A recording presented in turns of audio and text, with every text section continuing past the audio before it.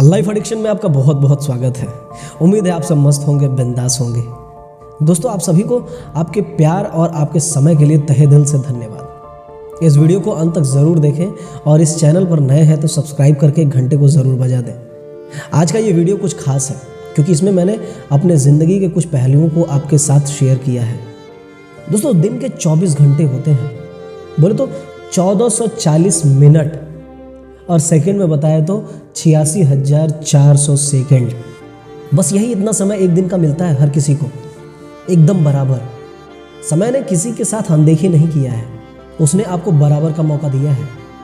जिसने भी इस बात को बखूबी समझ लिया और समय के साथ गद्दारी नहीं किया, वो सफल हो गया। लेकिन जिसने भी समय के साथ बहानेबाजी की, समय से झूठ बोला, उसके पास ठोकर खाने के अलावा और कुछ नहीं होता। दोस्तों, समय आपकी गर्लफ्रेंड या बॉयफ्रेंड नहीं है जो आपकी बहानेबाजी या झूठ को समझ नहीं पाएगा। मैं ये जो आपके समय की बात कर रहा हूँ ना, उसकी सुनवाई करता है आपका दिल, आपका जमीर। मतलब कि जो इस समय का नहीं हुआ, उसने खुद के साथ गद्दारी की, अपने आप को धोखा दिया। आप दुनिया को दिखावे के लिए कुछ कर सकते हो, लेकिन आप अपने जमीर को दिखावे के लिए क्या कर सकते हो वो तो आपको अच्छी तरीके से जानता है। इसलिए मैं कह रहा हूँ, आप अपने समय को अगर धोखा दे रहे हो तो इसका मतलब है आप खुद के साथ गद्दारी कर रहे हो। एक बात आपसे शेयर करना चाहूँगा। मैं अपने परिवार में सबसे छोटा हूँ, इसलिए सबका लाड प्यार मुझे खूब मिला। एक समय ऐसा आया जब मेरे परिवार के लोग बहुत संघर्षों से गुजर रहे थे। मुझे मालूम था कि मेरा परिवार इस समय संघर्ष कर रहा है। मैं इतना समझने लायक हो गया था कि ये समय हमसे क्या डिमांड कर रहा है, खास करके पर्सनली मुझसे क्या डिमांड कर रहा है ये समय, मैं ये समझने लायक हो गया था।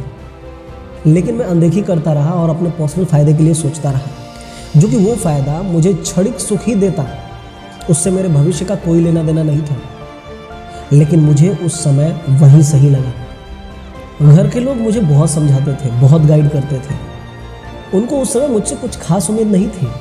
वो ये नहीं चाहते थे कि मैं उन्हें पैसा कमा के दूँ, वो बस ये चाहते थे कि मैं पढ़ाई लिखाई करके सफल बनूं, ताकि आगे मुझे ऐसे संघर्ष ना करना पड़े। और मैं कभी उनकी बातों का बुरा मान जाता तो कभी झूठ मूठ की तसल्ली के दिखावे के लिए पढ़ने बैठ जाता।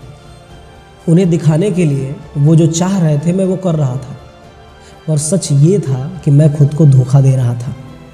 अचानक वक्त ने करवट लिया।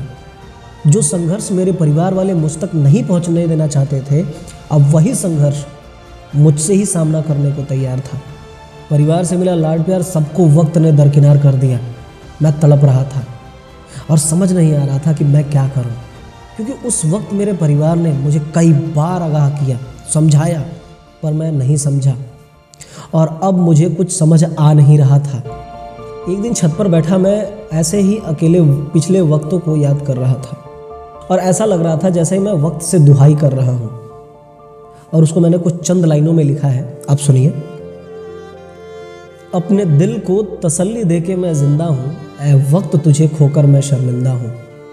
अपने दिल को तसल्ली देके मैं जिंदा हूँ, ऐ वक्त तुझे खोकर मैं शर्मिंदा हूँ। अश्क दिल में बह रहे हैं, रास्तों का पता नहीं। हर शख्स मुझको बुरा लगा जो रास्ता दिखलाया सही।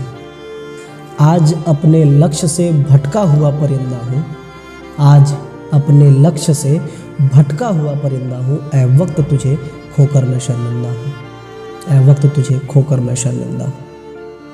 हर ख्वाब टूटा जा रहा, अब कुछ नजर आता नहीं। हर ख्वाब टूटा जा रहा, अब कुछ नजर आता नहीं। उलझने खुद की बढ़ाकर, ना मरता ना मैं जिंदा हूँ, ऐ वक्त तुझे खोकर मैं शर्मिंदा हूँ, ऐ वक्त तुझे खोकर मैं शर्मिंदा हूँ। दोस्तों, वो वक्त अब दोबारा लौटकर तो नहीं आ सकता, पर परिवार ने मुझे समझाया कि अभी भी ज़्यादा समय नहीं निकला है, अभी बहुत कुछ किया जा सकता है। और इस बार मुझे गुस्सा नहीं आया, और ना मैंने इस बार कुछ दिखावे के लिए किया। अब मैंने आगे बढ़ने के लिए, सफल होने के लिए किया, और समझ पाया कि ज़िंदगी में प्रयास हर वक्त ज़रूरी है।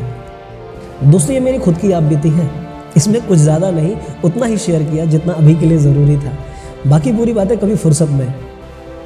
आपसे बस इतनी सी गुजारिश है, समय आपको समझाने पर आए उससे पहले आप अपने समय को समझ लें, नहीं तो फिर ज़िंदगी के समझ में फेर हो जाएगी और आप बहाने बनाने के अलावा और कुछ नहीं कर पाओगे।